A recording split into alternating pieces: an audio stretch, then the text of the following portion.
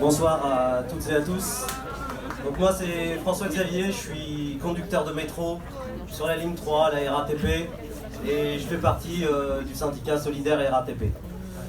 Tout d'abord merci aux camarades et aux copains du CSP 20, de l'Interpro 20e et à Vanina de nous avoir proposé d'intervenir lors de cette soirée.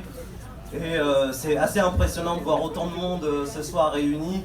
Ça fait super plaisir. Merci d'abord à vous.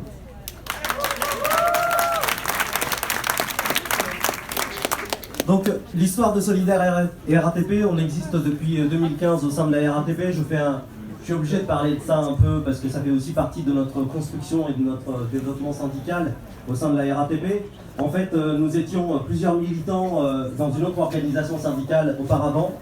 Et en 2014, en novembre 2014, à l'appel de différentes organisations syndicales à Lyon, nous avons manifesté nombreuses, avec plusieurs camarades de l'éducation, du rail, de la santé et d'autres, contre les idées d'extrême droite et notamment contre le congrès du Front National. Et ça a été une manif importante dans notre construction et dans notre développement, parce que tout de suite après cette manifestation qui est nécessaire, qui fait partie de notre ADN, on est tous militants antiracistes, antifascistes, et on l'a dans nos tripes, comme on est féministe et comme on combat toutes les discriminations liées à toute l'homophobie. Solidaire RATP, du coup, en fait, on est né justement parce que plusieurs militants et militantes de cette ancienne organisation syndicale, après cette manif contre les idées d'extrême droite, ont été virés de leur organisation syndicale, dont je fais partie. Donc l'histoire, elle commence comme ça, avec des militants antiracistes qui ont été expulsés d'une organisation syndicale.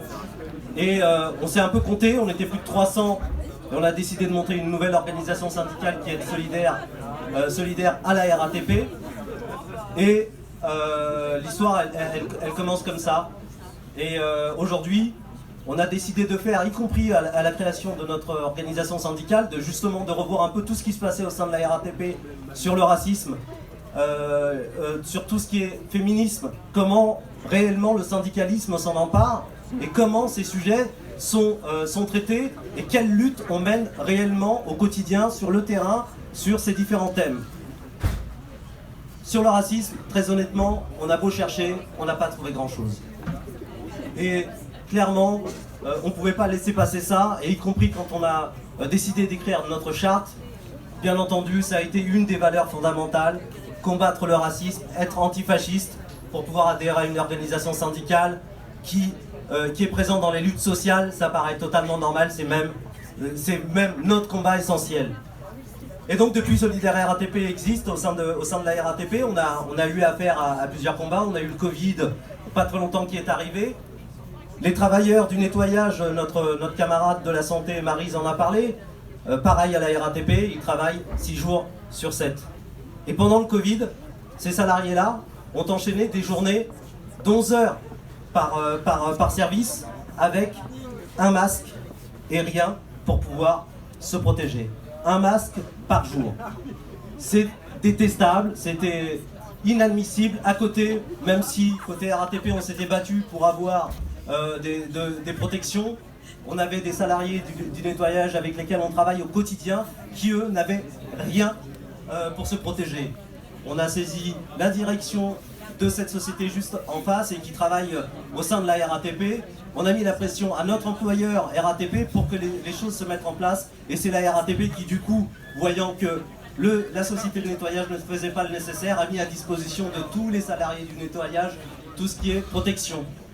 Ça peut paraître anodin comme combat, mais ça illustre ce qui est en train de se passer dans le monde du nettoyage. C'est souvent des salariés issus de l'immigration, de différentes immigrations, qu'elles soient africaines, maghrébines et bien d'autres.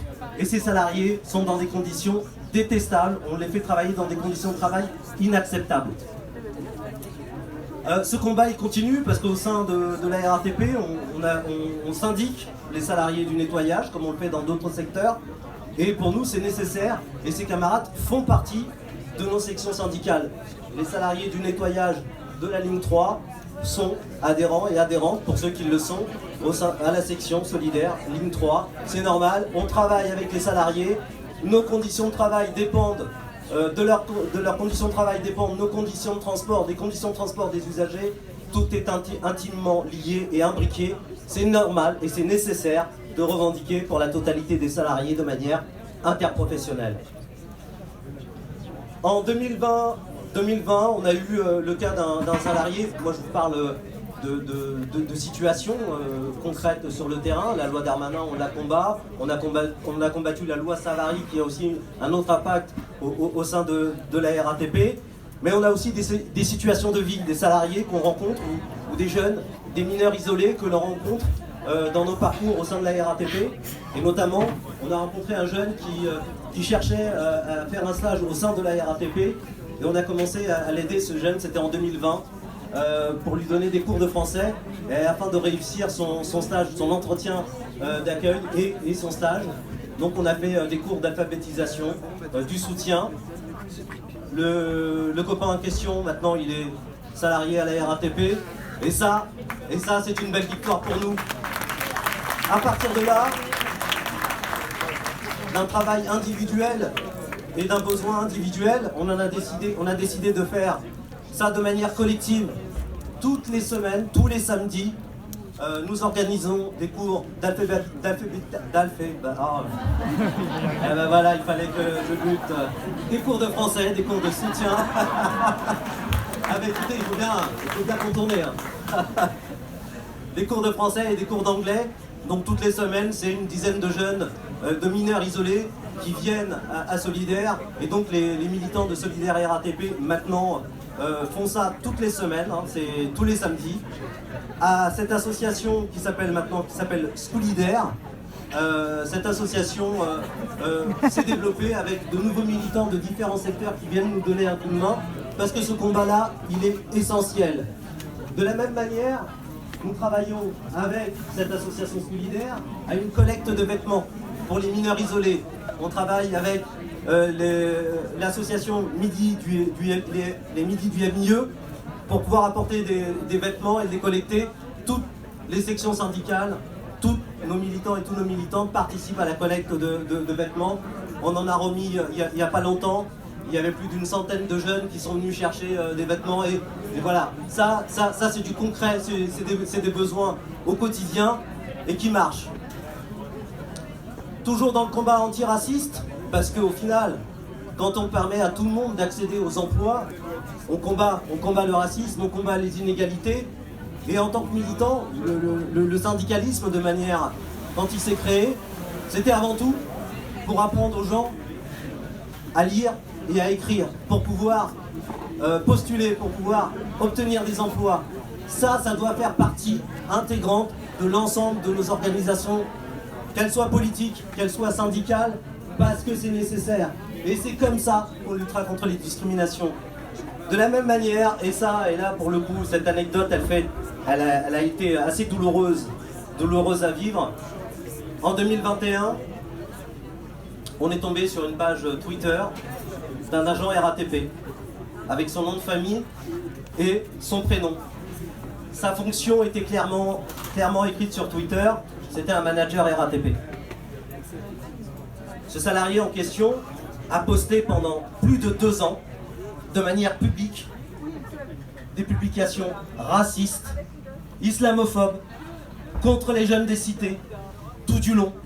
C'était que de la haine qui ont été déversées sur cette page Twitter publique avec le nom de la RATP, et donc il incriminait totalement tous les salariés de la RATP.